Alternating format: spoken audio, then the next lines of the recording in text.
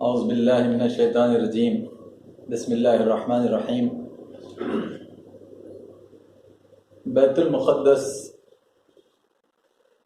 یہ مسجد اقصی، یہ موجودہ فلسطین جو اپنے بقا کے لیے ایک بہت بڑی جنگ، عالمی جنگ لڑ رہا ہے، اس لیے میں نے عنوان بھی اسی طرح آج کا طے کیا کہ فلسطین عالمی شہادت کا نشان۔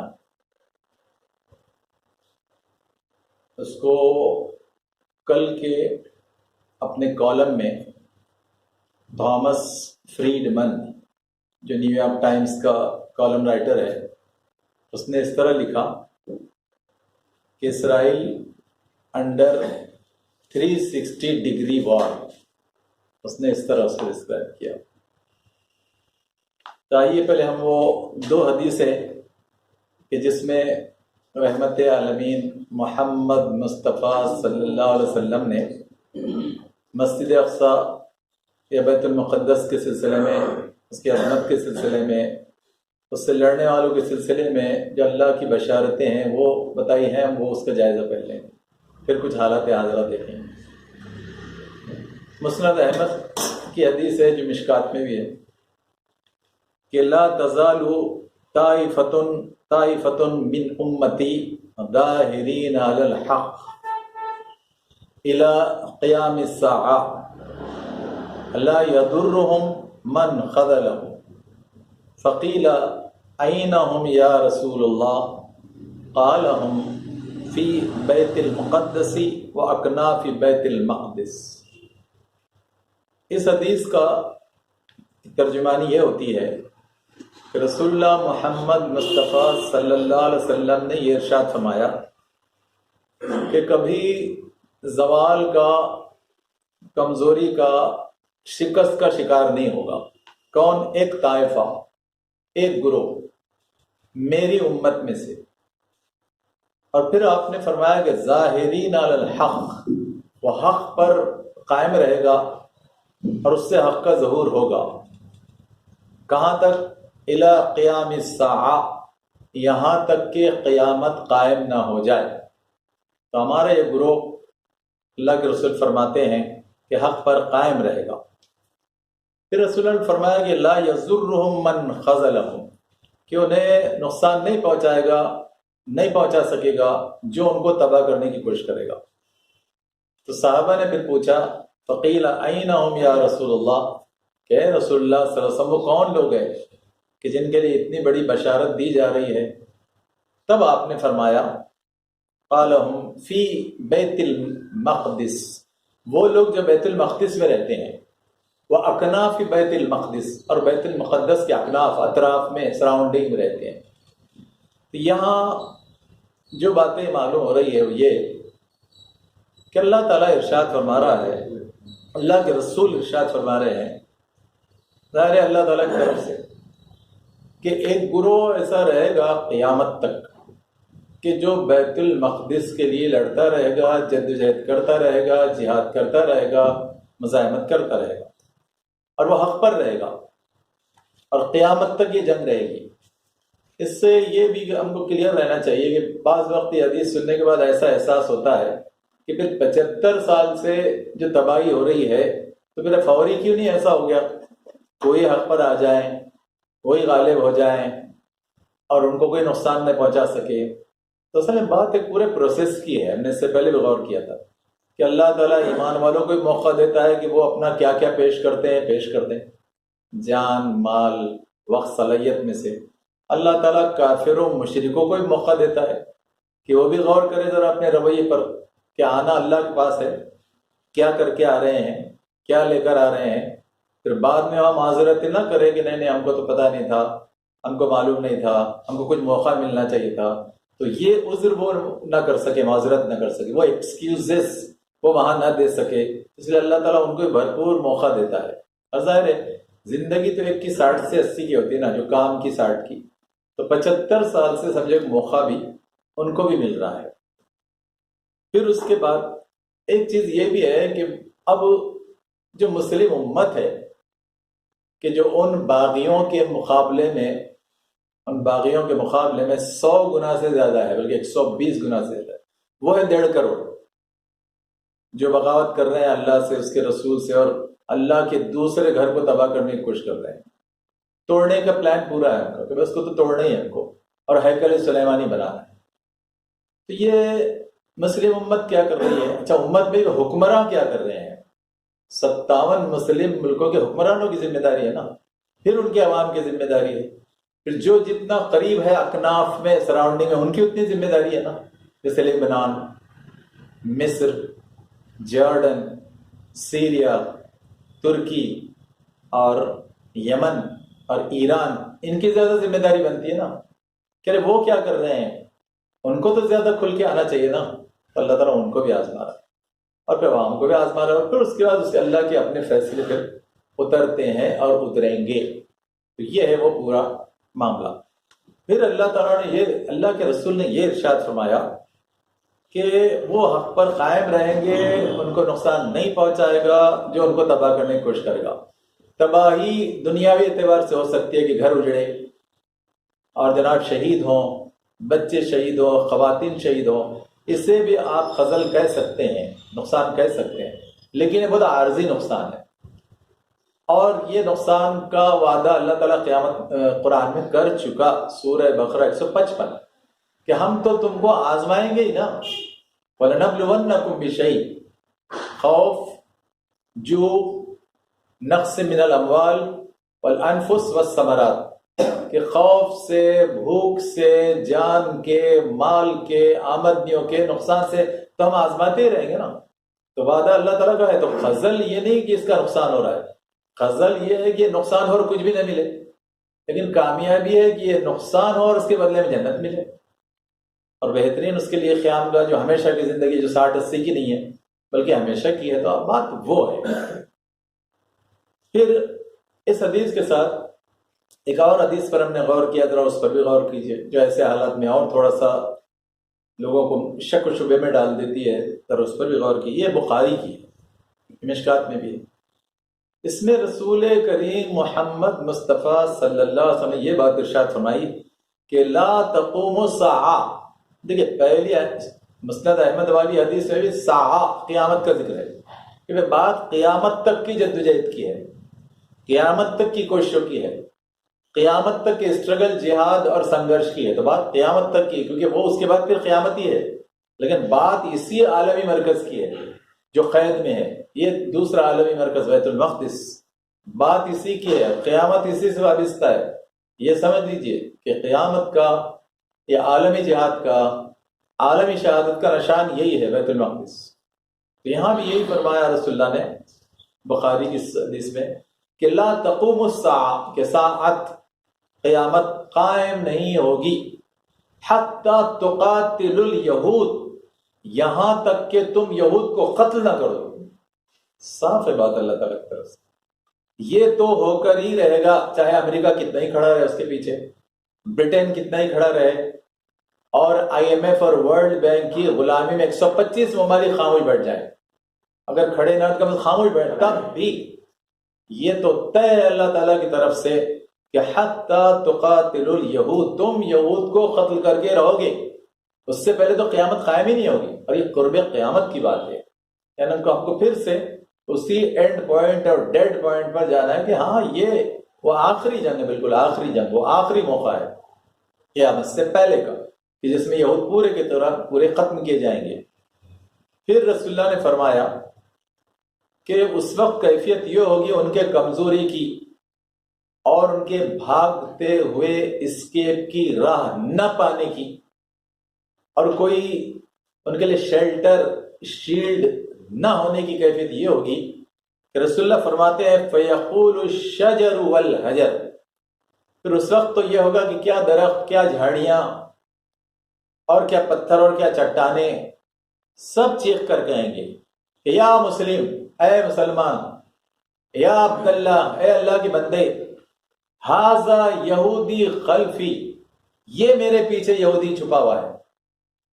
یعنی یہ نصرت کی، مدد کی بات اللہ کے رسول صلی اللہ علیہ وسلم ارشاد فرما رہے ہیں اللہ تعالیٰ کہ دیکھو اس وقت جو نصرت ہوگی، اس وقت جو تائید ہوگی، اس وقت جو مدد ملے گی، اس طرح کی کہ پھر کوئی جھاڑی، کوئی شیلٹر، کوئی شیلڈ، کوئی بنکر، کوئی ٹنل اور کوئی ماؤنٹین ان کو بنا نہیں دے سکے گا.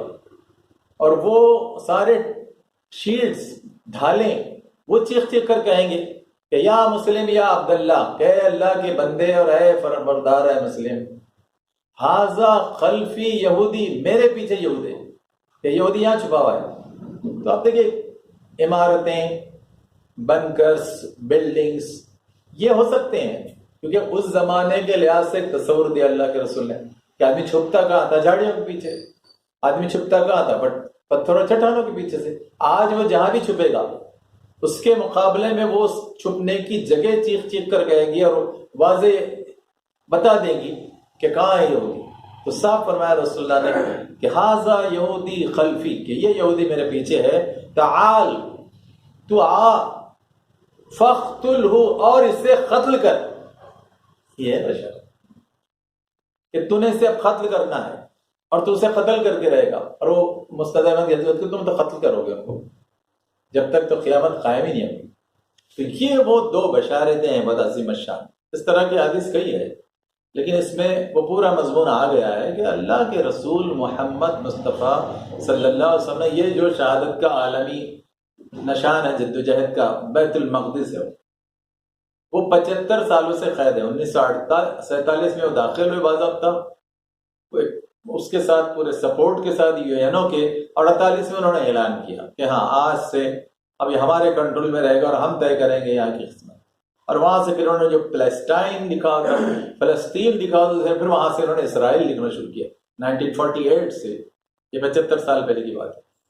تو 75 سال سے پھر وہ جد و جہد کا آغاز ہوا ہے جو چل رہا ہے اور بالکل اپنے پیک پر ہے، اپنے شباب پر ہے، اپنے عروج پر ہے. تو آپ یہ حدیثوں کے پس منظر میں اب ہم جائزہ لیتے ہیں کہ جناب کیا ہوا، یہودی ایسا کیوں کرتے ہیں. کہ تھوڑا سا میں اور کچھ دوسرے چیزیں جس سے پہلے آنے سے رہ گئی وہ لانا چاہتا ہوں کہ یہودی سلسلے میں 1917 کے بعد سے وہ زیادہ اس مہم پر لگ گئے ہیں. جب سے میں نے آپ سے کہا کہ فری میسن موومنٹ اور ہرزل کی جو گلوبل زائنسٹ موومنٹ شروع ہوئی کہ جس میں پہلے انہوں نے فلسطین کے اطراف آ کر پلاننگ کی، لوگوں کو جوڑنا شروع کیا، سود کا اپنا جال پھیلایا، سودی کاروبار، بڑے بڑے بزنس مین جن کو وہ امریکہ اور UK کی سرپرستی میں مال دیتے تھے، قرض دیتے تھے، اور پھر سازشیں مختلف ممالک میں، جس میں مسلم ممالک بھی ہے، عرب ممالک بھی ہے، دیگر ممالک بھی ہے، تو وہ سب کا سہارا لے کر جو وہ آگے بڑھتے رہے پورے پلان کے ساتھ. تو آپ دیکھیے وہ یہ کہتے ہیں کہ تورات میں وہ ایک آیت کا حوالہ دیتے ہیں. وہ کہتے ہیں کہ تورات میں یہ بات ہے اسرائیل کے سلسلے میں کہ اللہ نے فرمایا اے اسرائیل، ہم نے تمہیں دجلہ سے، دجلہ عراق میں سے، نائل ایجپٹ میں ہے، انہوں کا ہم کہ اللہ نے ہم کو یہ وعدہ کیا ہے کہ اسرائیل ہم تمہیں دجلہ سے نیل، فرات ٹو نائل، وہ انگلش میں ایسے لکھتے ہیں اور انہوں نے اپنے پارلیمنٹ میں ایسے لکھا ہے کہ وہ گریٹر اسرائیل فرام فرات ٹو نائل، دجلہ سے نیل تک. تو انہوں نے کہا کہ وہ تورات کی آیت میں حوالہ یہ ہے کہ اے اسرائیل، ہم نے تمہیں دجلہ سے نیل تک کا علاقہ دے دیا. اب اس کو وہ عربی میں اس کے لیے لفظ ارض موعود، ارض جگہ، موعود وعدے کی، انگلش میں اسے کہتے ہیں پرومسڈ لینڈ، کہ وہ کہتے ہیں یہ وہ لینڈ ہے جس کا پرومس ہم کو کی گئی، اس لیے ہمارا ہے. لیکن یہاں ضرور اٹھ جائیے، اللہ تعالیٰ کیا فرما رہا ہے؟ اے اسرائیل. اسرائیل کون ہے؟ یعقوب علیہ السلام. اگر تم یعقوب علیہ السلام کی اطاعت کرنے والے ہو، ارے تم تو یعقوب علیہ السلام کی بغاوت کرنے والے ہو. اور یعقوب علیہ السلام کو جو نام دیا گیا اسرائیل، اسرا بندہ، ایل اللہ، تو یہ لقب اللہ نے دیا نا. تو تم اسرائیل نہیں رہے نا، تم نے تو کیا کیا کہ یعقوب علیہ السلام کے چوتھے لڑکے، جس کا نام جو ہے عربی میں ہے سبت، انگلش ہیبریو میں وہ کہتے ہیں یہودا، اور اب وہ انگلش میں اس کو کہتے ہیں جیہوا. تو سبت यहूदा, जेहुआ, ये एक ही नाम है कि वो चौथा लड़का, जिनकी वालदा का नाम है लायका।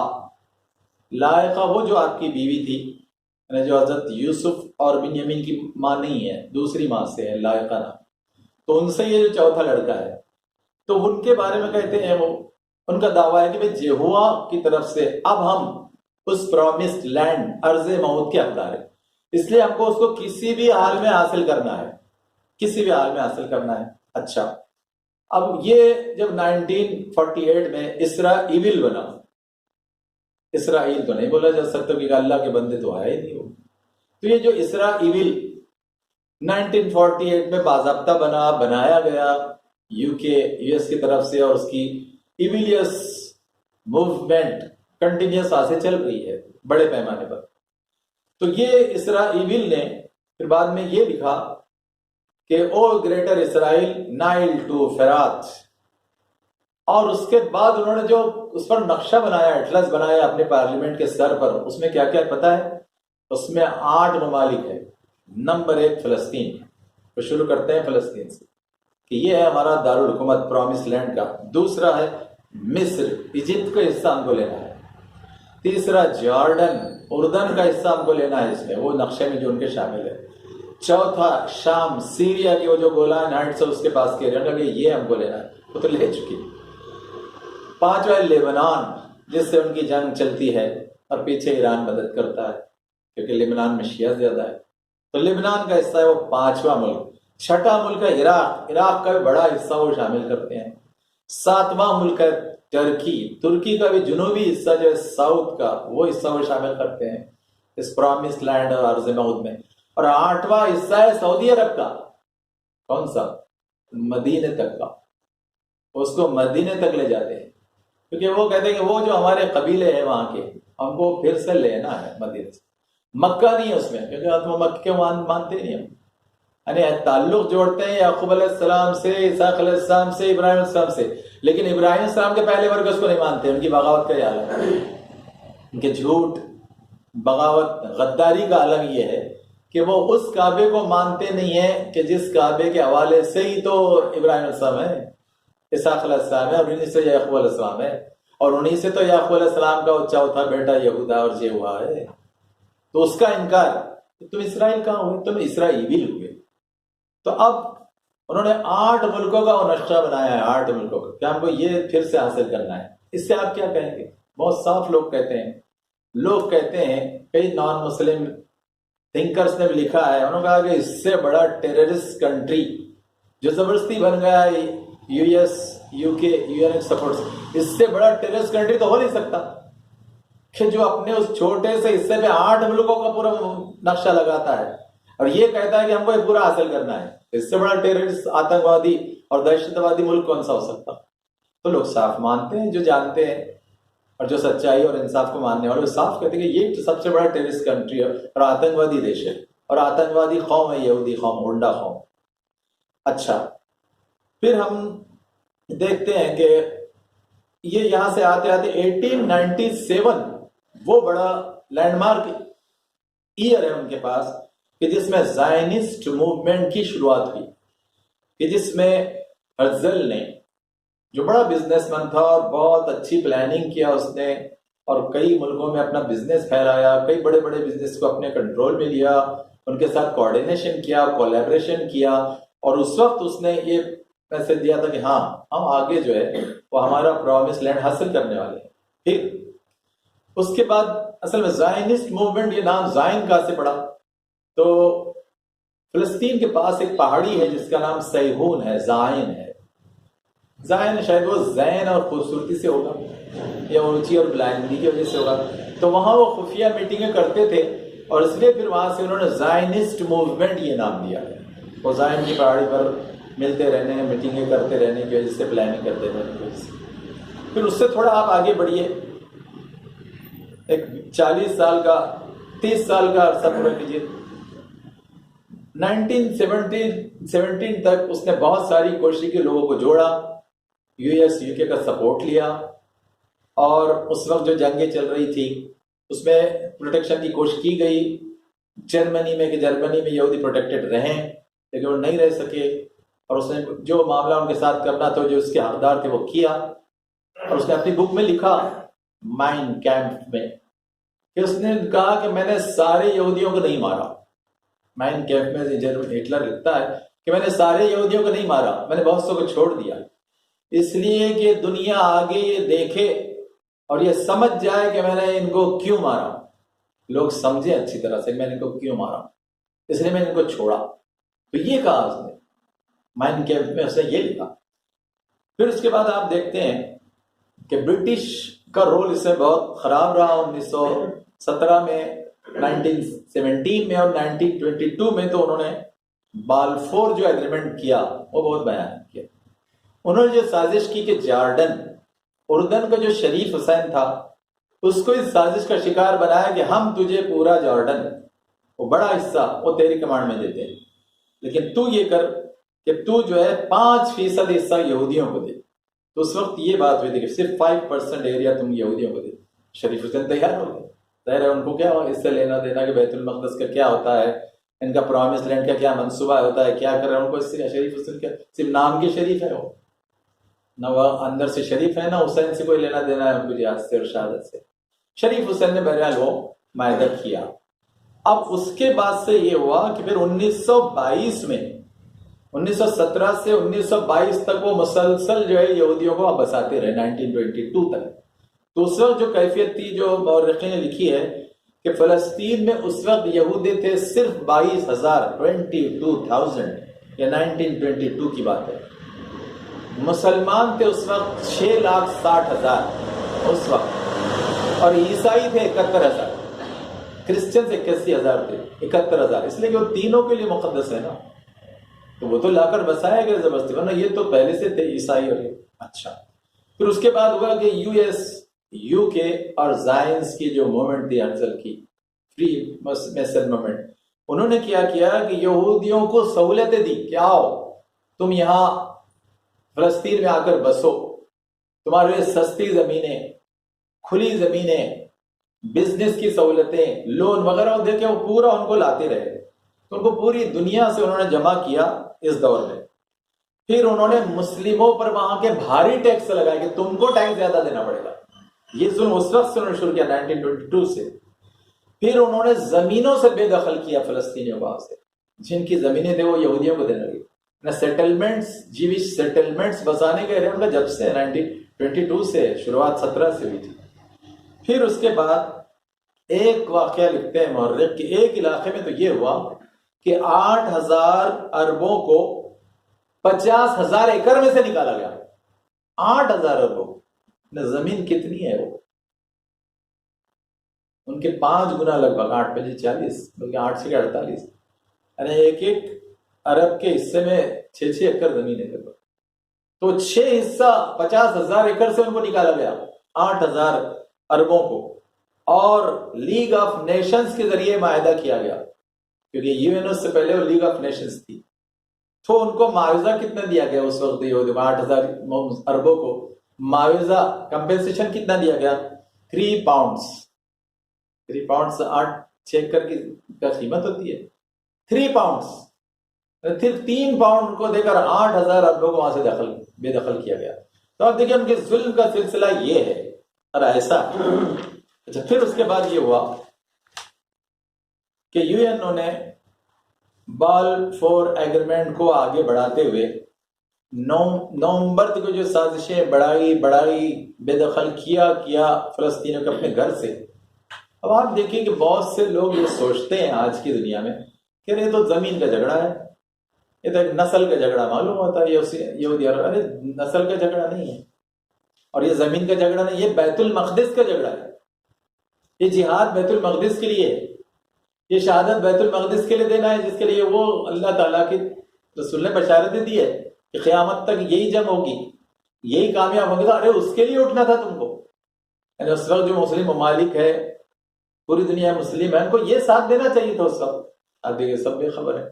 آپ یہ کہہ سکتے ہیں کہ کیونکہ 1947 یہ وہ دور ہے کہ کامن ویلتھ سے بہت سارے ملک آزاد ہو رہے ہیں، تو تھوڑی اصل بسل ہے، ٹھیک ہے، اس کو بھی تسلیم کیا جا سکتا کہ اسٹیبلشمنٹ نئے ہو رہے ہیں 45 سے 47 48 50 تک نئے نئے ملکوں کے سیٹلمنٹس ہوتے رہے، وہ وجود میں آتے رہے، کامن ویلتھ سے UK سے آزاد ہوتے رہے، ٹھیک ہے، وہ بھی ایک وجہ ہو سکتی، لیکن بیت المقدس کا مسئلہ اتنا آسان نہیں ہے نا، اور اتنا آسانی سے اتنا سہل انگاری سے لینے کا نہیں ہے نا، تو اس کے لیے تو آپ کو سنجیدہ کوشش کرنا چاہیے تھا نا، لیکن نہیں ہوا اس وقت۔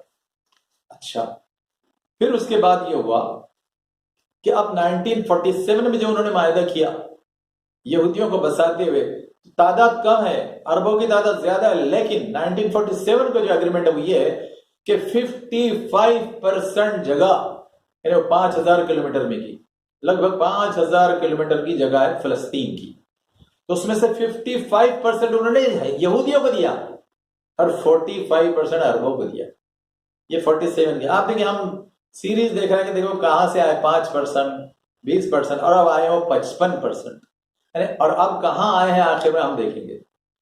اب دیکھیے اس دور میں آرنلڈ ٹوائنبی، اس نے کتاب لکھی اسٹڈی آف ہسٹری، اس نے لکھا اور اس نے صاف لکھا، اس نے کہا کہ یہ جو یہودیوں کا ظلم ہے فلسطینیوں پر، عربوں پر، تو یہ اس سے کچھ بھی الگ نہیں ہے کہ جو ظلم ہٹلر نے یہودیوں پر کیا تھا وہی ظلم یہودی عربوں پر کر رہے ہیں۔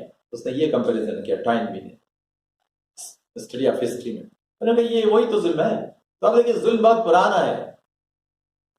پھر اس کے بعد آپ دیکھیے کہ 15 مئی 1948 یہ وہ دن ہے کہ جب UK نے، US نے UN کے تھرو یہ اعلان کرایا کہ اسرائیل اب کنٹری ہے،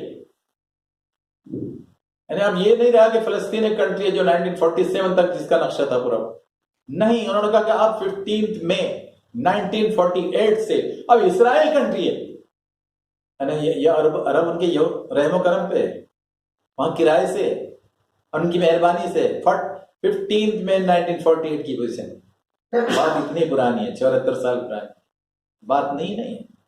اچھا، پھر بات آگے بڑھی، وہ بیچ میں کئی واقعات ہیں، ہم جس کی گہرائی میں نہیں جا رہے، لیکن 1967 بہت بڑا لینڈ مارک ہے کہ اس میں تو انہوں نے یہ کیا کہ 70% 70% علاقوں پر قبضہ کر لیا، یعنی اب ان کے پاس صرف 30% رہ گیا، اس میں بھی جو انہوں نے جنگیں لادی فلسطینیوں پر، تو فلسطینیوں پر ظلم، فلسطینی عربوں پر ظلم، اس کی شروعات 1917 سے ہے، اور وہاں سے یہ سب چلا رہا ہے، اور اس طرح وہ بے دخل کیے جاتے رہے، 5%، 45% اور اب 70%، بات اور آگے بڑھی۔ پھر 1967 سے 1994 انہوں نے مسلسل سازشیں کی، عربوں کے خلاف حملے کرتے رہے، بیت المقدس پر حملے کرتے رہے، جلانے کی سازشیں، کھدائی کی سازشیں، زمینیں ہڑپنے کی سازشیں، غیر قانونی یہودی بستیاں بنانے کی سازشیں، وہ مسلسل کرتے رہے، جیوش سیٹلمنٹس جسے وہ کہتے ہیں، وہ کرتے رہے، اور اس ایریا کو اور کم کرتے رہے، اور اب 1994 وہ لینڈ مارک ہے کہ جس میں اب مسلمانوں کے پاس صرف 10% جگہ رہ گئی پورے 5000 میں سے، 5000 کلومیٹر سے 500 کلومیٹر غزہ پٹی۔ ہم وہ بیت المقدس کو اس لیے نہیں ملا رہے، اور تاریخ داں بھی اس لیے ملاتے کہ وہاں تو پورا اسرائیل کا ہی کنٹرول ہے نا، وہاں تو صرف ان کی مرضی سے، اجازت سے، جب ان سہولت انہوں دے تب ہے نماز کی اجازت، ورنہ ایسی آزادی سے جا کے نمازیں نہیں پڑھی جا سکتی، تو اس لیے ہم اس کا تو ذکر ہی نہیں کر رہے جو بیچ کا حصہ ہے، ہم اس کا ذکر نہیں کر رہے، ہم تو اس کا ذکر جو غزہ پٹی کی طرف بلا رہے ہیں، مارتے وہی پورا پلان ہے، اور جناب اس پلان کے ساتھ وہ کام کریں۔ اور غزہ پٹی 43 کلومیٹر لمبی، 11 کلومیٹر چوڑی، مشکل سے 45 اسکوائر کلومیٹر کا ایریا بنتا ہے، تو یہ وہاں لے کر آ گئے ان کو آخر میں۔ پھر اس کے بعد اب یہ طے کیا گیا کہ بھائی تم عبادت کب کرنا ہے، کب نہیں کرنا ہے، کتنے لوگ آئیں گے، کتنے، یہ ہماری فوج طے کرے گی، یہ یہودی فوج طے کرے گی، اسرائیل کی فوج طے کرے گی، کنٹینیوس دینا لگاتا رہا، کنٹینیوس لگاتا رہا۔ پھر اس کے بعد اب آتے ہیں تازہ صورتحال کی طرف کہ دیکھیے سب ہوتا رہا، ہو رہا ہے، بیچ میں کئی حملے ہوئے کیمپوں پر، صابرہ، شتیلہ کیمپوں پر رہنے والوں پر بم برسائے گئے، پورے کے پورے ختم کیے گئے، اور ایسے کئی واقعات ہیں، ہم واقعات میں جائیں گے تو اس کو تو کئی گھنٹے لگیں گے، ایسے کئی واقعات ہیں۔ تو آپ دیکھیں پورا تسلسل ہے. اچھا ابھی بھی کیا ہو رہا تھا کہ یہ غنڈا یاہو جو ہے کنٹینیوس کس چیز کا شکار ہے کہ اصل میں اس کے جو پوری کوششیں رہی، کیونکہ ایز اے ڈکٹیٹر یہ کام کرتا رہا، تو 2 بار اس کو تخت سے بے دخل کیا گیا. تو اب اس کے پاس ایک ہی پلان تھا کہ اپنے اندر کی عوام کو خاموش بٹھانے کے لیے ضروری ہے کہ میں حملہ کر دوں. یہ چالاکی عام طور پر ڈکٹیٹرز کرتے ہیں، یہ چالاکی کہ آپ کو اپنے اندر کی داخل کی انٹرنل کو اگر آپ کو خاموش بٹھانا تو باہر حملہ کر دو.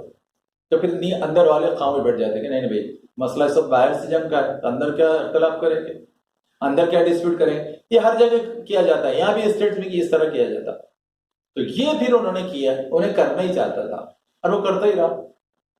بیچ میں جب نفتالی بھی آیا تو آپ دیکھیں اس نے بھی ظلموں کا بڑا پہاڑ توڑا، لیکن اس کے بعد یہ پھر آ گیا سازش کر کے.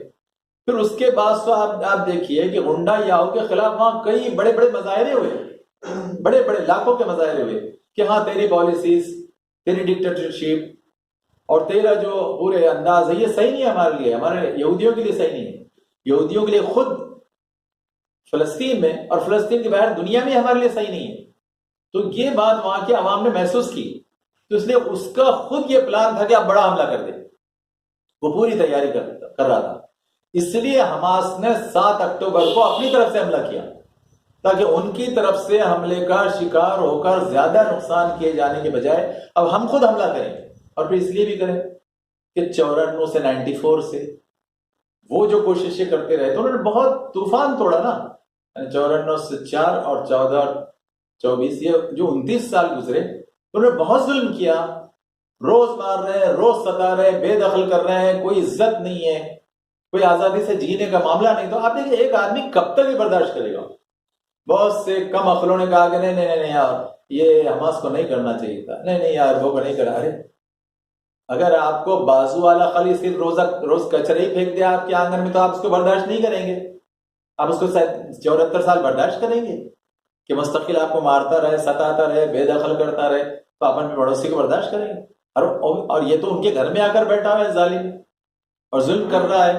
اور سب سے بڑھ کر صرف ان کے گھر نہیں، وہ اللہ کا تیسرا گھر، دوسرا گھر بیت المقدس، اس کو توڑنے کی پوری پلاننگ کر رہا ہے. اور انہوں نے صاف کہا ہے کہ بات صرف ہماری جو ویپنگ وال ہے، دیواریں گریا، اس کا نہیں ہے. ہم کو تو وہی ہیکل سلیمانی جو 3000 سال پہلے تھا سلیمان سے، ہم کو تو پھر سے بنانا ہے. اور اس پھر سے بنانے میں مسجد اقصی ڈھا دینا ہے.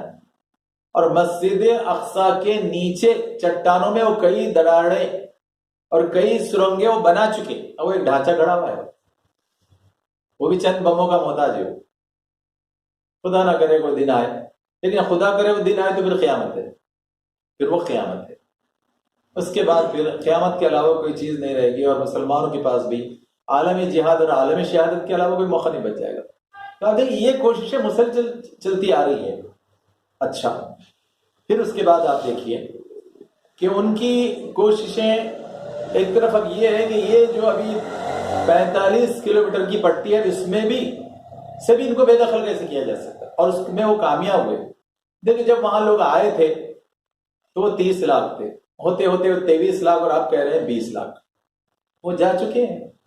کوئی مصر گیا، کوئی لبنان گیا، کوئی ایجپٹ گیا، کوئی جارڈن گیا، وہ شفٹ ہو رہے ہیں. کیا کریں گے لوگ؟ اور دیکھیے ہر ایک تو ایک جذبے کا نہیں ہوتا نا کہ ٹھیک ہے جان جائے ہم یہی رہیں گے. سب تو اس جذبے کے نہیں رہتے نا.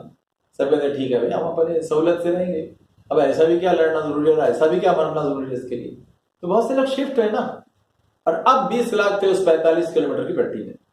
اب اس میں سے بھی کہیں چلے گئے. اب رفح بارڈر کھلنے کے بعد اس میں بھی جائیں گے لوگ. بھائی اپنے اپنے ایمان کا اور اپنا اللہ سے بدلہ لینے کا سودا ہے، اجر لینے کا سودا ہے، اس لحاظ سے لوگ کر رہے ہیں نا. اب دیکھیے میں یہاں درمیان میں آپ کو بات بتانا چاہتا ہوں. وہ بات درمیان میں دب گئی کہ یہ جو یہوہ والے ہیں اور یہ جو یہوہ کے ماننے والے یہ کتنی سازشیں پوری دنیا میں کرتے ہیں. اس کا ایک نشان مثال آپ نے 27 اکتوبر کو کیرلا میں دیکھی، لیکن وہ دب گئی اور دبا دی گئی اور چھپا دی گئی. کیا بتاؤں، لوگ بھول گئے. 27 اکتوبر کو ڈومینک مارٹن، اس نے جو کنونشن سینٹر تھا ایرناکولم کا، تو وہاں اس نے 3 بم دھماکے کیا. اس نے کیا کہا؟ دیکھیں جب فوری بم دھماکہ ہوا تو فوری جناب گودی میڈیا آ گیا کہ ہاں یہ تو فلسطینی سازش ہے اور یہاں کی فلسطینی حمایتوں کی سازش ہے اور ہاں ان کو یہاں پکڑنا پڑے گا. لیکن جیسے ہی بم بلاسٹ کرتے ہی وہ اس پر یوٹیوب پر آ گیا ڈومینک مارٹن، کہ جو اس کنونشن سینٹر جس پر اس نے 3 بموں سے حملہ کیا، جس میں 4 لوگ مارے گئے، 30 سے زیادہ زخمی ہوئے اور بڑی اس نے افراتفری مچائی گئی، اب اس کے بعد سے اس کی کوئی نیوز نہیں ہے. اور آپ بتائیے کیا نیوز ہے؟ کیا اس کنونشن سینٹر میں کیا تھا؟ انہوں نے تو وہ بھی عام نہیں کیا، وہ تھا جیہوا وٹنسز. نام ہی کافی ہے، تاریخ سمجھنے والوں کے لیے تو نام ہی کافی ہے. جیہوا وٹنسز، کہہ رہے یہ وہ شاہدین ہیں جیہوا کے. جیہوا کو کرنا کیا ہے؟ ارے جیہوا کو تو ان 1.5 کروڑ کے علاوہ سب کو تباہ کرنا ہے نا، یہ ہے پلان. کیونکہ ہم ہی 1.5 کروڑ یا 1 کروڑ 55 لاکھ کہ 75 لاکھ جو اس وقت اس اسرائیل میں ہے اور پوری دنیا میں پھیلے ہوئے 80 لاکھ ہے. 75 اور 80، 1 کروڑ 55 لاکھ. ارے یہ ہے وہ سب جیہوا، یہ وہ مہم ہے کہ ہاں ہم کو 8 ملکوں والا ایک ملک بنانا ہے اور اس کے بیچ میں جو بھی آ گیا ان کو ختم کرنا ہے، بلکہ ہمارے نزدیک تو سبھی کو ختم ہو جانا چاہیے. وہ یہ کہتے ہیں، وہ کیا کہتے ہیں اوروں کے بارے میں کہ وی آر دا نوبلس. جیسے یہاں بھی کہتے تھے نا منودی کہ ہم ہیں سب سے اونچ اور باقی ہے سب سے نیچ. تو وہی بات وہ کہتے ہیں. ان دونوں میں بہت مماثلت ہے اور شرکت ہے، اس اعتبار سے شراکت ہے. وہ بھی کہتے ہیں کہ we are the nobles and all are the gentiles. سب جنگلی ہے، سب گوار ہے، اجڑ ہے، جن کو یہاں وہ شودر کہتے ہیں کہ ہم سے اونچے ہیں باقی سب نیچے. ہم دیکھیں وہی سوچ ہے. اب ڈومینک مارٹن نے کیا کہا؟ اگر یوٹیوب پر اس کا خلاصہ سنیں. اس نے کہا کہ میں 15 سال سے جیہوا وٹنس میں کام کر رہا ہوں. دبئی میں بھی تھا، دبئی سے آیا ہے، وہ الیکٹریشین ہے. انہوں نے ایسے بھی جوڑنے کی کوشش کر رہے وہ دبئی سے آیا ہے، الیکٹریشین ہے. ارے وہ دبئی سے آیا ہے کام کر کے آیا، لیکن وہ بول کیا رہا ہے وہ سنیے نا کلپ میں. اور یوٹیوب پہ اور کلپ آج بھی ہے، کل وہ ساری کلپ دیکھی. اس نے کہا کہ میں 15 سال سے جیہوا وٹنس کے ساتھ ہوں کہ کیا سازشیں کر رہے ہیں، کیا بولتے ہیں، ان کی کیا کانسپریسیز ہے، کیا سوچ ہے ان کی عام انسانیت کے بارے میں. اور اس نے کہا 6 سال سے ان سے دور ہوں. انہوں نے بھی کہا، کیونکہ جب ان کے ہیڈ کی میں کلپ دیکھ رہا تھا جیہوا وٹنسز کیرلا کی جوشوا، اس نے کہا کہ ہاں وہ ہم سے 6 سال سے دور تھا. ٹھیک ہے 6 سال سے دور ہے نا، لیکن پہلے تو قریب تھا نا. اس نے قریب جا کر دیکھا نا تم کیا کر رہے ہو اور کیا بول رہے ہو اور اس نے کیوں یہ سب کیا. اچھا اس نے کہا میں نے 6 سال سے دوری اختیار کی جیہوا وٹنسز سے.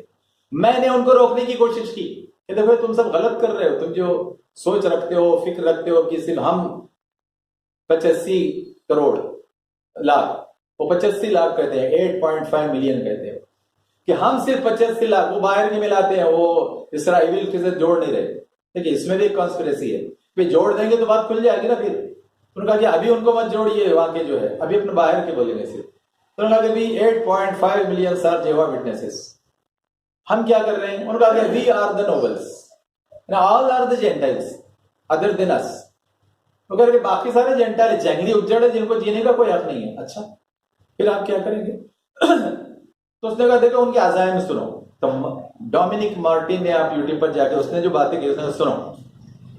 اس نے کہا کہ جیہوا والے جو 85 لاکھ ہیں صرف وہ بچیں گے دنیا میں، اور باقی جو 850 کروڑ ہے، انہوں نے زیادہ کہا وہ 804 کروڑ، لیکن انہوں نے کہا کہ 850 کروڑ وہ سب مر جانے والے ہیں، وہ ختم ہو جانے والے ہیں اور ان کو جینے کا حق بھی نہیں ہے. وہ یہ کہہ رہے ہیں، یہ کہہ رہے ہیں. پھر اس نے اگلی بات کہی کہ وہ کہتے ہیں کہ بھارت کا سنویدھان مت مانو. یہ کہہ رہے ہیں وہ کہہ رہے ہیں کہ صرف جیہوا کے وٹنس بنو، جیہوا جو چاہتا ہے وہ کرو. تو انہوں نے یہ کہا کہ بھارت کا سنویدھان مت مانو، راشٹر گیت نیشنل اینتھم مت پڑھو. جیہوا یہ کہہ رہے ہیں ایرناکولم میں وہ 2-3 ہزار لوگ وہ کہہ رہے ہیں کہ عیسائیت بھی غلط ہے اور عیسائیت میں جو بت پرستی ہے ماں مریم اور بیٹی عیسیٰ کی وہ غلط ہے، یہاں وہ ٹھیک ہے، لیکن وہ پوری کی پوری غلط ہے، ان کو ختم ہو جانا چاہیے، یہ تو صحیح نہیں نا. تو ان کے بارے میں سوچ رکھتے ہیں. پھر انہوں نے کہا کہ بھارت میں گورنمنٹ کی شاسن کی کوئی سروس نہیں کرنا چاہیے، وہ یہ کہتے ہیں کیونکہ صرف ہمارے ہو جاؤ جیہووا وٹنسز کی، تو ان کی کوئی سروس، کہ تم بن جاؤ گے نا، پابند ہو جاؤ گے نا، پھر تو ان کی کوئی سروس مت کرو، آئی ایس سروس بھی مت کرو، انہوں نے مینشن کیا، اور آفیسرز بھی مت بنو، بلکہ ٹیچر بھی مت بنو. اس نے 3 سیکٹر سے نام گنوائے. پھر اس نے آگے کہا کہ انہوں نے یہ کہا کہ اتنے آتنکوادی سوچ رکھتے ہیں کہ بغاوت کرنا چاہتے ہیں میرے کنٹری بھارت کے خلاف. ارے ڈومینک مارٹن یہ کہہ رہا ہے کہ میرے ملک بھارت کے خلاف یہ سازشیں کرنا چاہتے ہیں. اور اس نے ایک بہت اہم بات کہی کہ اس نے کہا کہ میں نے ان کو اندر دیکھا کہ یہ پروسٹیٹیوشن اور ویشیا گری ہے اندر. یہ اس نے یہ کہا، یہ اس کے الفاظ ہے کہ پروسٹیٹیوشن اس نے انگلش میں کہا، اور اس نے بعد میں ہندی میں کہا ویشیا گری. اب وہ کیا کیا کر رہے ہیں صرف لفظ سے اندازہ کر لیجیے. پھر اس نے کہا کہ میں بھارتی گورنمنٹ سے اپیل کروں گا، ڈومینک مارٹن کہہ رہا ہے، کہ وہ ان کو روکے، ان کو ختم کرے، کیونکہ ہمارے شاسن کے خلاف، راج کے خلاف اور ہماری عوام کے خلاف ہے، اور یہ پوری دنیا کے 850 کروڑ کے خلاف ہے. اس کے بیان ہے. کہا یہ ہوا، کہا یہ نیوز آئی بعد میں کہیں، اس ساتھ کیا ہوا، کچھ کیا گیا، نکالا گیا، اور ذرا ایک آدھ کوئی ایسا لنک والا پکڑا جاتا تو کیا ہوتا تھا. تو آپ دیکھیے وہ یہ ہے، عالمی سازشیں وہ پوری جگہ کرتے، عالمی سازش. اچھا، اب میں ایک اور اینگل سے بات بتانا چاہتا ہوں. کل کا پیپر جس میں نیو یارک ٹائمز میں تھامس فریڈ من نے جو آرٹیکل رکھا ہوگا، کالم رائٹر ہے اس کا، تو اس نے لکھا کہ Jewish movement at 360 degree global war. اس نے کہا اس وقت کی جو جیوش کمیونٹی ہے وہ 360 ڈگری کے عالمی جنگ کے خطرے میں ہے. یہ اس نے کہا، اور اس نے 3 پوائنٹ بیان کیے. وہ کل یہاں کے مراٹھی اخباروں میں بھی آیا. اس نے کہا نمبر 1، اس نے کہا کہ فلسطین کے لوگ جو پہلے اسٹرگل کرتے تھے اب وہ اسٹرگل ایسا نہیں رہا، کیونکہ اب ان کے پاس نئے آرمز ایمونیشن بھی آ چکے ہیں. اور ابھی جو انہوں نے 7 اکتوبر سے حملہ کیا تو صرف پرانی چیزیں، غلیل اور پتھر نہیں ان کے پاس اب نہیں بھی، اس لیے ہم کو بھی اسی لحاظ سے جانا چاہیے. وہ خود یہودی ہے، تھامس فریڈمن یہودی ہے. وہ کہہ رہا ہے، اور اس نے ابھی دورہ کر کے آیا، اس نے وہ حوالہ بھی دیا کہ میں ابھی ٹور کر کے آیا تو میں نے یہ 3 چیزیں اب خاص طور پر محسوس کی کہ اب ہم کو بہت زیادہ سختی کے ساتھ ان کو کچلنا پڑے گا. وہ یہ کہہ رہا ہے، حالانکہ اس سے پہلے وہ بہت بیلنس باتیں کرتا رہا کہ یہودیوں کو یہ کرنا چاہیے، لیکن اب بہت صاف کہہ رہا ہے. کل جب وہ دورہ کر کے آیا تو اس نے کل کہا کہ نہیں، اب ہم کو ان کو بہت سختی کے ساتھ کچلنا چاہیے. پھر اس نے کہا کہ اب ان کے ساتھ عراق بھی کھل کر ہے، شام بھی کھل کر ہے، ایران بھی ہے، یمن بھی ہے، لبنان بھی ہے، جارڈن بھی ہے. تو کہا کہ اب یہ سب ساتھ ہیں تو 360 ڈگری میں ہم خطرات کا شکار ہے. اس نے یہ کہا ان سے کہ تم کو بہت زیادہ ان کا سختی سے حملہ کرنا پڑے گا اور مزاحمت کرنا پڑے گا. پھر اس نے ایک اور بات کہی کہ دیکھو پیچھے پیچھے رشیا بھی آ کر کھڑا ہوا ہے، کیونکہ وہ بھی تو ان کنٹریز میں اپنے تسلط کو، کنٹرول کو بڑھانا چاہتا نا. تو اس نے کہا کہ دیکھو بڑا خطرہ ہم کو رشیا سے بھی ہے، کہ بات صرف یہ کنٹریز کی نہیں ہے، عرب مسلم کنٹری، یہ پیچھے رشیا بھی کھڑا ہوا ہے. اس نے یہ مینشن کیا پہلے خطرے. دوسرا خطرہ اس نے کہا کہ میں نے جب عوام کو دیکھا، ہمارے اسرائیلی عوام کو، یہودی بھائیوں کو، بہنوں کو، اس نے کہا کہ دیکھو اب یہ فلسطین چاہتے ہیں کہ ان کے علاقوں سے دور بھاگیں اور غزہ پٹی سے دور جائیں، بلکہ دوسرے ملکوں کو بھاگیں. وہ یہ چاہتے ہیں، اور یہ ہو رہا ہے. اس نے پوائنٹ آؤٹ کیا کہ یہ ہو رہا ہے، اور یہ چاہتے ہیں فلسطین کہ یہ لوگ ہم ڈر کر بھاگیں، ہم باہر نکل جائیں، اور بہت سے نکلنے کا سوچ رہے ہیں. اور اس نے کہا کہ بہت سارے خاندان، فیملیز اپنے آپ کو بہت غیر محفوظ سمجھ رہے ہیں اس اسرائیل کی، بہت غیر محفوظ. اس نے کہا کہ ایک فیملی، کئی فیملی سے میں نے بات کی تو انہوں نے کہا کہ ہمیشہ ہم آرمس لے کر رہ رہے ہیں، آرمس کہ پتہ نہیں کب کون آ جائے تو ہم کو گولیاں مارنا پڑے گا اپنے بچوں کو بچانے کے لیے. انہوں نے کہا کہ اس کیفیت میں ہمارا فیملیز ہے. اس نے یہ خطرے کا ذکر کیا 360 ڈگری میں. اور تیسرا اس نے جو پوائنٹ لکھا، اس نے کہا کہ اسرائیلی لیڈرشپ کا بھی مسئلہ ہے. اس نے غنڈا یاہو کے خلاف بات کی. اس نے کہا کہ غنڈا یاہو کی پالیسیز صحیح نہیں ہے. اس نے کہا کہ غنڈا یاہو کی پالیسیز وہاں کے جو جرنلز ہیں ان کے خلاف ہے. ان سے میچ کرتی ہوئی میل کھاتی ہوئی نہیں ہے. اور جو ایڈمنسٹریشن ہونا چاہیے ملک کا اسرائیل کا, تو اس سے میل کھانے والی اس کی پالیسیز نہیں ہے. تو اس پر بھی بہت سوچنا پڑے گا. وہ تیسرا خطرہ اس نے یہ بتایا. تو آپ دیکھیے اس نے کل یہ تجزیہ کیا, کل کے اخبار میں چھپا ہے. اچھا یہ تو ایک بات. ان کے پس منظر میں تو ہم بات کر رہے ہیں. اب عالمی سطح پر کیا ہے, ہمیں ہلکا سا جائزہ سبھی کا لے رہے ہیں نا. کل ہی ایک میٹنگ ہوئی, کس کی؟ OIC کی, آرگنائزیشن آف اسلامک کنٹریز کی. کل کی میٹنگ میں کیا ہوا, وہ سعودی میں ہوئی. 57 مسلم ملک کے سربراہ آئے تھے اس میں. کل کیا ہوا, کل جو انہوں نے 11 نومبر 2023 کے اجلاس میں چیزیں طے کی, انہوں نے کہا کہ جنگ بندی ہونا چاہیے. اب یہ سب گزارشات ہو رہی ہے, گزارشات کہ ریکویسٹ کیا کیا کرنا ہے. تو ان کی پہلی گزارش یہ تھی کہ جنگ بندی ہونا چاہیے, سیز فائر ہونا چاہیے. اچھا ٹھیک. دوسرا ان کا تھا کہ علاج کے لیے وہ جو مریض ہے, شکار ہے زخموں وغیرہ, ارے ان کے لیے ساری فراہمی ہونا چاہیے, دواؤں کی اور میڈیکل ایڈ کی فراہمی ہونا چاہیے, اور فراہمی آسان کرنا چاہیے رفح بارڈر سے. وہ یہ گزارش کر رہے ہیں. دوسری تیسری گزارش انہوں نے کی کہ ہاسپٹل, اور سب سے بڑا ہاسپٹل شفا ہاسپٹل ہے ویسٹ بینک کا.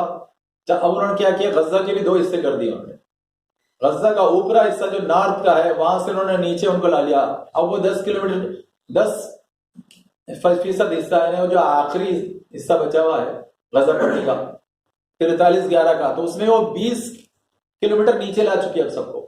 ارے وہاں تباہیاں مچا چکے. وہاں سے وہ لفظ استعمال کیا. ابھی صبح میں کلپ دیکھ رہا تھا, ایک لیڈی ڈاکٹر کی شفا ہاسپٹل کہ دے آر میکنگ ایویکویشن. تو اوپر کا جو 20 کلومیٹر وہاں سے وہ ایویکویشن کروا رہے ہیں وہ, کہ اب تم یہ 20 کلومیٹر میں بھی نہیں رہو گے, تم کو نیچے کے حصے میں جانا پڑے گا جو رفح بارڈر کی طرف ہے, ساؤتھ کی طرف. تو وہ نارتھ سے ساؤتھ کی طرف لا رہے ہیں. تو 20 کلومیٹر سے جناب مارتے مارتے نیچے لانے کی اب تازہ کوشش ان کی ہے. اچھا پھر اس کے بعد ہاں یہ دیکھیے OIC کی اگلی کیا ہے, انہوں نے کہا کہ بیرونی ملکوں سے جو مدد ہم فراہم کر رہے ہیں وہ فراہم کرنے میں ہم کو آزادی دینا چاہیے. وہ یہ گزارش کر رہے ہیں. اس نے گزارش کب سنی؟ اس نے UN کے ریزولوشن نہیں سنے. اس نے جناب برٹین کی, امریکہ کی کبھی نہیں مانی, جو وہ جھوٹے منہ باہر بولتے وہ نہیں. تو یہ آپ کی گزارش سنے گا. اچھا اب مجھے بہت افسوس ہوا ان کے جو پورے ڈکلیریشن میں سن رہا تھا, اس میں کہیں انہوں نے یہ نہیں کہا کہ ہم فوج دیں گے, ہم آرمز ایمونیشن دیں گے, اور ہمارے پاس جو لوگ جانے کے تیار ہیں ہم ان کو وہاں پہنچائیں گے. یہ کسی نے بھی نہیں کہا. تو آپ دیکھیے ایسی گزارش سے ماننے والا ہے آپ کی. تو آپ کیا کرنا چاہتے ہیں؟ صرف باتیں باتیں اور باتیں. یہ آپ کی باتوں سے وہ رکنے والے ہو. 74 سال سے آپ کی باتوں سے رکا ہے وہ, اور باتوں سے آگے بڑھ کر بھی جو کوشش ہے اس سے رکا ہے وہ. تو کیا آپ کی باتوں سے وہ رکنے والا ہے؟ تو آپ دیکھیں یہ ہوا ہے OIC میں. اچھا اب عوامی سطح پر کیا ہو رہا ہے؟ تو ہم حکومتی سطح پر بات کر رہے تھے. عوامی سطح پر کیا ہو رہا ہے؟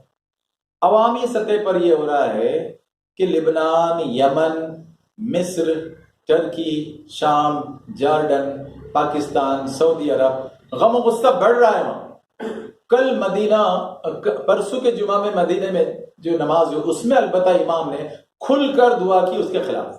اب تک انہوں نے نام لے کر کھل کے دعا نہیں کی, لیکن اب انہوں نے پرسوں کے جمعہ میں کھل کر دعا کی. تو غم و غصہ عوام میں بہت بڑھ رہا ہے, عوام میں. اب دیکھیے یہ ایک پازیٹیو پوائنٹ ہے کہ جو غم ہونا چاہیے بیت المقدس کا, جو غم ہونا چاہیے اس کے لیے جان دینے والوں کا, شہید ہونے والوں کا, تو اس غم غصے کا اظہار ہونا چاہیے. اور اس کے لیے اور کیا پریکٹیکل ویز یہ جو مینز اختیار کیے جائے اس کے لیے آگے بڑھیے نا. تو دیکھیے یہ ہونا چاہیے. تو پھر آپ دیکھیں میں نے ایک کلپ دیکھی جارڈن کی. جارڈن میں ہوا کہ جمعہ کی نماز میں وہ اذان ہوئی, امام جو ہے خطبے کے لیے چڑھا تھا, اس نے سرکاری خطبہ پڑھنا ہے, اس نے تقریر تھوڑی نہ کرنا ہے, سرکاری خطبہ پڑھنا ہے اس نے.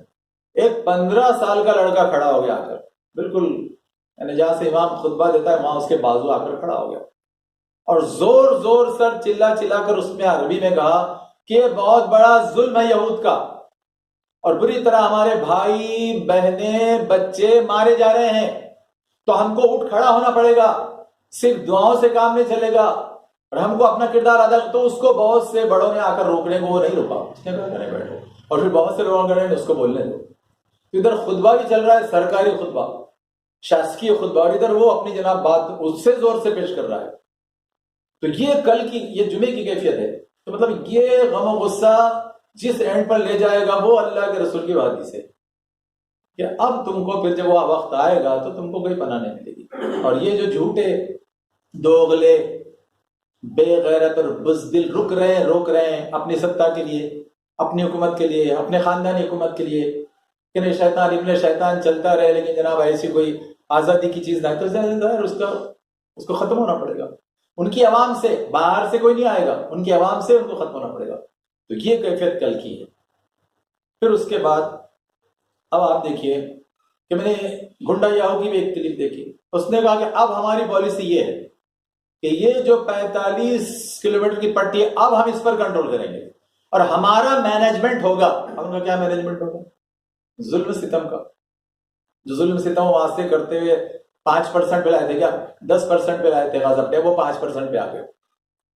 ہم نے ان کو 5% دیے تھے 1947 میں، اب آج ہم 5% پہ رہے. یعنی فلسطین 74-75 سال میں ہی ہو گیا کہ جن کو 5% دیا گیا تھا وہ 5% پر آ گئے.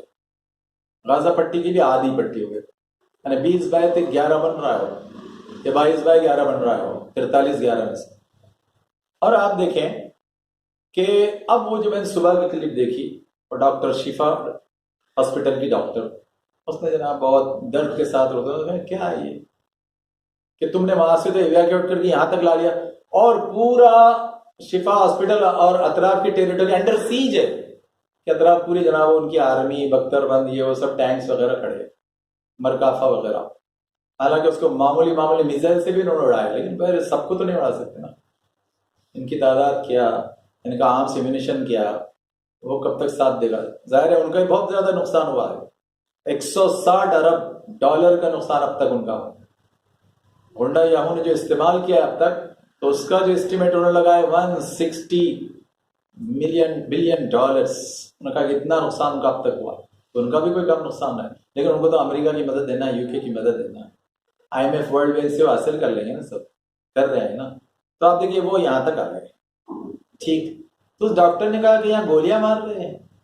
اس نے کہا کہ کل 300-350 لوگ مارے گئے، تو دواخانہ کے آپ پاس آ کر گولیاں مارو گے زخمیوں کو اور ان کے ساتھ والوں کو، اور اس الزام کے ساتھ کہ نہیں یہاں پر وہ فوجی ہیں، یہاں پر وہ حماس کے آتنکوادی، یہ کہہ کر مارو گے. تو یہ کہہ رہے ہیں، یہ تو ہوا جناب، یہ صورتحال کی صورتحال ہی ہے. پھر اب ہم کیا کریں؟ ہم کیا کر سکتے ہیں؟ ہم وہاں آتے ہیں پریکٹیکل. دیکھیے یہ چلتا رہے گا کب تک؟ جو اللہ کے رسول کی 2 حدیثیں ہیں کہ دیکھو قیامت قائم نہیں ہوگی جب تک کہ یہود کا خاتمہ نہیں ہوگی. یہ تو طے ہے. مطلب اپنی جان کی بازیاں وہ لوگ لگائیں گے جو بھی 20 لاکھ کے آس پاس وہاں موجود ہے. باہر والوں کی بے غیرتی، بے حسی، بزدلی کا امتحان ہے. وہ امتحان چلتے رہے گا اور بعد میں وہ بھی اپنے نتائج بھگتیں گے، یا تو اپنی عوام سے بھگتیں گے یا پھر اللہ تعالیٰ کی طرف سے بھگتیں گے وہ نتائج. یہ جو ظلم کر رہے ہیں وہ بھی کہیں بھاگنے والے نہیں ہیں. 60 سے 80 میں پرسنل لیول پر رہیں گے اور بعد میں تو اللہ تعالیٰ ہے پوری نسل اور ریس کے لیے. یہ بھی ہو گیا. اب آپ دیکھیں ہم کیا کریں. تو میں نے پھر کل معلوم کیا کہ فلسطینی ایمبیسی، وہاں کے جو ایمبیسیڈر ہیں ان کے معاون ہیں، تو ان سے بات چیت ہوئی وہاں کے دلی کے ذمہ داروں کو. تو انہوں نے کہا کہ اب بھی ہم کچھ لینے کی پوزیشن میں نہیں ہے، کیونکہ جو ریسٹرکشنز رفح بارڈر پر ہے تو وہاں جو آلریڈی ٹیکس کھڑے ہوئے ہم تو وہی نہیں پاس آن کر پا رہے نا. تو ہم لے کر کریں کیا، کیسے اس کو پاس آن کریں گے؟ اور تو صاف کہا کہ نہیں اماؤنٹ تو بالکل مت دیجیے. ہم تو میڈیکل ایڈ کے بارے میں سوچ رہے ہیں کہ اس کو کیسے کرتے ہیں. یہ کل کی بات ہے. ہمارے ایک ساتھی ہے یہاں پر جنہوں نے بھی email through, WhatsApp through ان سے کانٹیکٹ کیا تھا، کیا بتائیے آپ ہمیں دوائیں بھیج سکتے ہیں کیا؟ تو انہوں نے کل بھی روکا. یہ کل کی بات. تو انہوں نے کہا کہ ابھی مت بھیجیے، یعنی ہمارے پاس وہ راستہ ہی نہیں آسانی کا دینے کا. تو ہم یہ کوشش کر سکتے ہیں کہ جب بھی وہ راستہ کھلے گا ہم دیں گے اپنی طرف سے جو میڈیکل ایڈ ہم دے سکتے ہیں. یہاں سے بھیجیں گے، پورے بھارت سے بھیجنے کے لیے کہیں گے، رفح بارڈر سے پہنچائیں گے. لیکن تب تک ہم کیا کریں گے؟ آخر میں بات میں یاد کرنا چاہتا ہوں کہ ہم جہاں ہیں 5 نمازوں میں دعا، خاص نمازوں میں دعا، اٹھتے پھرتے ان کے لیے دعا کہ اللہ تعالیٰ ان کی نصرت فرما. جو شہید ہو رہے ہیں ان کو فوری جنت کے تحفے سے سرفراز کر، جو بچے ان کے لیے آسانیاں پیدا فرما، اور ان کے لیے ساری غیب کی مددیں تم نصرت عطا فرما. تو اب اور ملکوں کو بھی اس کی توفیق دے کہ وہ اٹھیں اپنے مقصد پر. باقی عوام کو بھی اس کی توفیق دے، جو قریبی جن کا بہت حق بنتا ہے، پڑوس کا ہونے کا حق بنتا ہے، اور پھر پورے 57 مسلم ممالک، اور پھر وہ جو پوری بے غیرت دنیا ہے، ویسٹ اور یورپ، جو ہیومن رائٹ کے بارے میں چلاتے روتے جناب تھکتے نہیں، تو ان کو ذرا بھی نہیں، ان کی بے غیرتی کی انتہا ہے کہ ان کو ذرا بھی اس سے کوئی بےعزتی ان کی ٹوٹتی نہیں ہے. کہہ رہے ایسے حالات میں تو ہم کو کھل کے آنا چاہیے، کھل کے روکنا چاہیے. کچھ مارچ ہو رہے ہیں کئی ملکوں میں، یہ تو صحیح ہے کہ وہ روڈ پر آ رہے ہیں، یورپین ممالک میں، خود امریکہ میں، خود UK میں، کئی جگہ انہوں نے احتجاج کیے. لیکن ظاہر ہے کہ جس طرح سے ہونا چاہیے پہلے تو خود حکمرانوں کی طرف سے مسلم اس میں کمی ہے. ٹھیک، آخر میں ہم وہ سبق یاد کرنا چاہتے ہیں کہ دیکھیں ہم کو کیا کرنا پڑے گا کہ ہمارا اپنا اللہ سے تعلق، وہ تعلق کی بہت کمی ہے نا. ہم کون سے دودھ کے دھلے ہیں؟ ہم نے کون سا اقامت دین کا مقصد لیا ہے؟ ہم نے کون سا خلافت کا مقصد لیا ہے؟ بس خلافت میں پورے ملک کی نہیں کہہ رہا، خلافت اپنے آپ پر پہلے اللہ رسول کی، خلافت اپنے بیوی بچوں پر، خلافت اپنے معاشرے میں جہاں سنی جا سکتی ہے، تو یہ خلافت تو آنا چاہیے نا پہلے. یعنی یہ جہاد، اپنے آپ سے جہاد، بیوی بچوں سے جہاد، خاندان والوں سے جہاد، سماج سے جہاد، اپنے ہی سماج سے، ملت سے، ارے یہ تو آنا چاہیے نا.